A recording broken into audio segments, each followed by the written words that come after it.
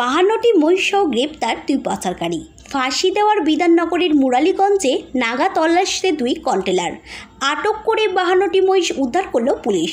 জানা গিয়েছে, শুক্রবার সকালে মুরালীগঞ্জ এলাকায় পুলিশের নাগা তল্লাশি করার সময় সন্দেহজনক 2 কন্টেনার আটক করে এবং তল্লাশি করতে উদ্ধার হয় 52টি মহিষ।